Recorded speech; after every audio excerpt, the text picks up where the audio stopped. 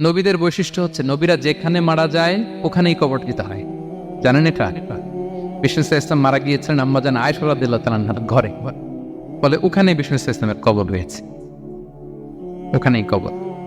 এবং ওই কবর দেওয়ার পরেই ওই কবর দেওয়া ঘরের ভিতরে আম্মাজান আয়েশা যতদিন আয়েশা রাদিয়াল্লাহু তাআলা আনহা যতদিন বেঁচে ছিলেন ওখানেই ছিলেন কবরের পাশে।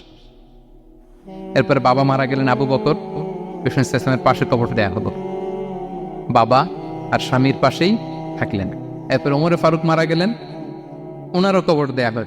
কিন্তু এখন তো আর বাবা আর স্বামীর সাথে পর্দা নাই, ওমরে ফারুকের সাথে তো পর্দা আছে। তো তখন তিনি ঘরটা হয়ে গেছে ছোট, 3টা কবরে অনেক জায়গা স্পেস নিয়ে গেছে, এখন অল্প একটু জায়গা পর্দা টাঙিয়ে দিলেন ওমরে ফারুকের সাথে পর্দা হিসেবে ছোট্ট একটা জায়গায়, যতদিন বেঁচে ছিলেন ওখানটাতেই ছিলেন। ওমরে ফারুক যখন আমিরুল মুমিনিন খলিফা, তখন ছেলে আব্দুল্লাহকে পাঠিয়েছিলেন যে যাও একটা অনুমতি আগে থেকে নিয়ে রাখো আম্মাজান আয়েশার কাছ থেকে, যেহেতু ঘরটা ওনাকে বলে রাখো যে আমি মারা গেলে যেন আমার 2 বন্ধু মুহাম্মদ সাল্লাল্লাহু আলাইহি ওয়াসাল্লাম এবং আবু বকরের পাশে যেন কবর দেয়া হয়। আব্দুল্লাহ এসে বলল, আব্বা জান তো এই পয়গাম পাঠিয়েছেন। তো আয়েশা রাদিয়াল্লাহু তাআলা আনহা বললেন, আমার খুব ইচ্ছা ছিল আমি আমার স্বামী এবং বাবার পাশে শুব, কিন্তু আমিরুল মুমিনিন যখন চেয়েছেন এটাকে আমি ফিরিয়ে দিতে পারি না। ঠিক আছে যাও, তোমার আব্বাকে বলো তোমার আব্বাই শোবেন ওই জায়গায়। আচ্ছা, তো ওমরে ফারুক আপনারা জানেন অ্যাসাসিনেশনে ইন্তেকাল করেছেন আত্মাইর আঘাতে, ছুরিকাঘাত করা হচ্ছে কয়েকবার, স্টেবিং। এত জখম হয়েছে দুধ দিলে ওই জায়গা দিয়ে দুধ বের হয়ে যায় না, বীজ পানি দিলে বের হয়ে যায়। তো সবাই বলল আমিরুল মুমিনিন আপনি এবার ওসিয়ত করেন, কে হবে আপনার পরে লিডারশিপ, কে নিবে? মুসলিম উম্মাত অনেক বড় হয়ে গেছে। তখন তিনি ওসিয়ত করলেন এবং ছেলেকে আব্দুল্লাহকে আবার বললেন যে আব্দুল্লাহ আবার যাও, যে আম্মাজানের থেকে অনুমতি নাও। বলতেছে অনুমতি না নিলাম আর অনেক আগে, উনি তো বলছে আপনি মারা গেলে ওখানেই শোবেন। বলতেছে না, তখন আমি আমিরুল মুমিনিন ছিলাম, এখন তো কিছুক্ষণ পরেই মারা যাবে, এমনও হতে পারে আমার ভয়ে বা লজ্জায় তখন অনুমতি দিচ্ছে, এখন আর দিবেন। আবার যাও, আবার গেল। আয়েশা রাদিয়াল্লাহু তাআলা আনহা বললেন, না এখন আমি আগের কথার উপরে আছে, তোমার আব্বাই সেখানে শো। সুবহানাল্লাহ। ওমরে ফারুক ওখানে শুলেন, তখন তিনি পর্দা আরম্ভ করলেন আম্মাজান আয়েশা। তাহলে রাসূল সাল্লাল্লাহু আলাইহি ওয়াসাল্লামের কবরটা হচ্ছে আম্মাজান আয়েশা রাদিয়াল্লাহু তাআলা আনহার ঘরের ভেতরেই। আপনারা মসজিদে নববী যারা ভিজিট করেছেন তারা জানেন যে আপনারা যখন কিবলামুখী হয়ে নামাজ পড়েন, বাম দিকে বিষ্ণু সাল্লাল্লাহু আলাইহি ওয়াসাল্লামের কবর, সেখানে রাসূল সাল্লাল্লাহু আলাইহি ওয়াসাল্লামের পাশে আবু বকর এবং ওমরে ফারুক রাদিয়াল্লাহু তাআলা আনহুমা শুয়ে আছেন।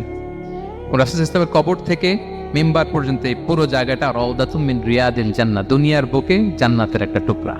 বিষ্ণু সাল্লাল্লাহু আলাইহি ওয়াসাল্লাম ইন্তেকালের আগে ওনাকে অপশন দেয়া হয়েছে, নবী আপনি চাইলে থেকে যেতে পারেন আজীবন, আর চাইলে আমার কাছেও চলে আসতে পারেন, এভাবে অপশন। বিষ্ণু সাল্লাল্লাহু আলাইহি ওয়াসাল্লাম তার রবের সাথে সাক্ষাৎকে চুজ করেছেন এবং ইন্তেকালের আগে তিনি পড়েছিলেন আল্লাহুম্মা গফিরলি ওয়ারহামনি ওয়ালহিকনি বির রফিকিল আ'লা, আল্লাহ আপনি আমাকে ক্ষমা করুন, আল্লাহ আপনি আমার প্রতি রহম করুন, আল্লাহ আমি আপনার সান্নিধ্যে যেতে চাই, পৃথিবীতে থাকতে চাই। অপশন দেওয়া হয়েছে, আপনার অপশন দেওয়া হবে, হ্যাঁ চাইলে আজীবন থাকেন। আমরা অপশন পেলে তো বলতাম আল্লাহ যা হয়েছে এখানেই থাকতে চাই, কি বলেন? বিষ্ণু সাল্লাল্লাহু আলাইহি ওয়াসাল্লাম বলেছেন ইলা রফিকিল আ'লা, আল্লাহ আমি আপনার সান্নিধ্যে যেতে চাই। বিষ্ণু সাল্লাল্লাহু আলাইহি ওয়াসাল্লাম ইন্তেকাল করলেন এবং উম্মার জন্য এটা সবচাইতে বড় ফিতনা এবং পরীক্ষা ছিল, এর চেয়ে বড় কষ্টদায়ক বিষয় ছিল না উম্মার জন্য বিষ্ণু সাল্লাল্লাহু আলাইহি ওয়াসাল্লামের ইন্তেকাল। তিনি যখন ইন্তেকাল করলেন সাহাবারা পাগলের মতো হয়ে গেল। ওমরে ফারুক উনি বিশ্বাসই করে না, মানে আমার নবী মরতে পারে এটা উনি ভাবতেই পারেন। উনি নাঙ্গা তলোয়ার বের করে বলতে আরম্ভ করলেন, যে বলবে মুহাম্মদ মারা গিয়েছে আমি তার গর্দান উড়িয়ে ফেলব। পরিস্থিতি অত্যন্ত ভয়ঙ্কর। আবু বকর রাদিয়াল্লাহু তাআলা আনহু তিনি আয়াত তেলাওয়াত করলেন, ওমা মুহাম্মাদুন ইল্লা রাসূল ক্বাদ খালাত মিন ক্বাবলিহির রুসুল, মুহাম্মদ রাসূল ছাড়া কিছু নন, তার আগে অনেক রাসূল চলে গেছে, তিনি যদি মারা যায় বা শহীদ হয় তোমরা কি আবার আগের কুফরিতে ফিরে যাবে? এই আয়াত যখন তেলাওয়াত করলেন ওমরে ফারুক হাঁটু গেড়ে বসলেন। তিনি বললেন, এই আয়াত তো আমি আগেও জানতাম, অনেক তেলাওয়াত করেছি, কিন্তু আমার মনে হলো এই মাত্র আয়াতটা নতুন করে শুনলাম, এই মাত্রই বোধহয় কোরআনের এই আয়াতটা নাজিল হয়েছে।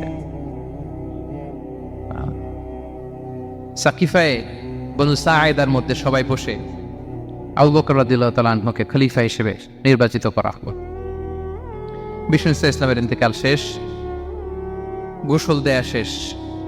আমরা যেমনি মারা গেলে আমাদের জামা খুলে অন্য একটা জামা পরিয়ে গোসল দেয়া হয়, বিষ্ণু সাল্লাল্লাহু আলাইহি ওয়াসাল্লামের ক্ষেত্রে এটা হয়নি, ওনার গায়ের জামা খোলা হয়নি, যেই জামাটা ছিল ওই জামাটার উপরে গোসল দেয়া হয়েছে, ওনার ইউনিকনেস। এবং বিষ্ণু সাল্লাল্লাহু আলাইহি ওয়াসাল্লামের জানাজার নামাজে কেউ ইমামতি করেনি।